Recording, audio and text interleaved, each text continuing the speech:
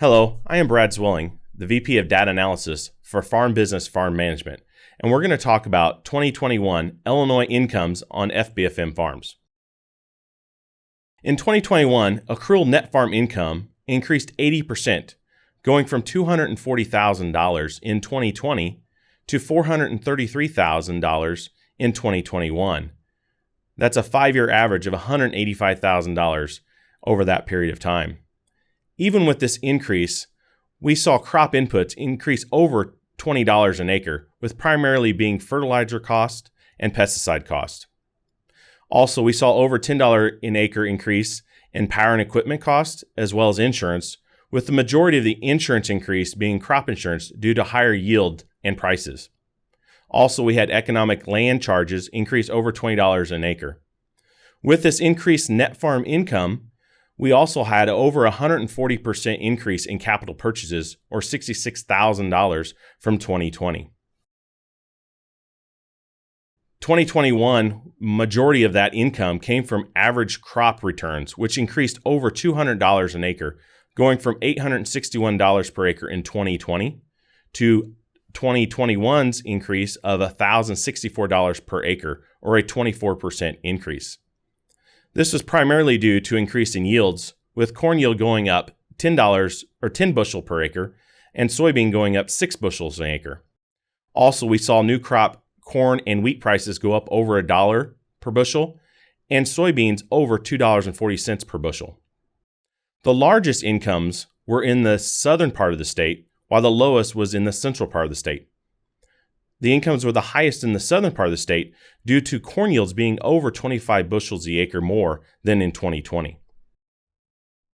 As we look at the makeup of the net farm incomes in Illinois FBFM, we see that the average was the black dotted line, being at $433,000, and the majority of those are grain farms at 93%, with $446,000 income for the grain farms. Beef and hog farms also increased, with hogs having the highest net farm income in 2021 of $780,000. Dairy saw a slight decrease down to $162,000 due to having about the same milk price received, but dealing with higher feed cost. When we look at net farm incomes over the last 10 years, we see some interesting pieces to this.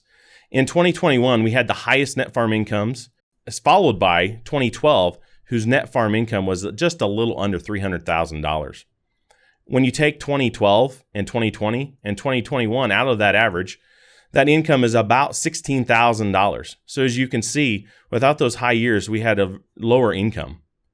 The yellow bars in this chart are talking about labor and management income.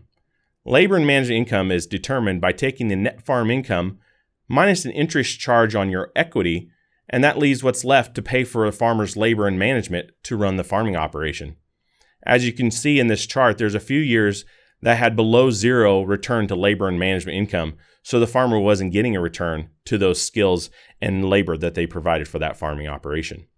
When you take that chart and adjust it for inflation in terms of 2021 dollars, you see a little bit different of a picture, and we're looking at this graph from 1972 all the way to 2021. From 1980 to 2006, we had kind of an average income was up and down just a little bit every year, so more stable. Then when we had the run-up in the ethanol mandate from 2007 to 2012, we saw a lot more variability than we had seen in that period of time that's in the green level. We had a high income of higher labor and management income of $278,000 in 2012.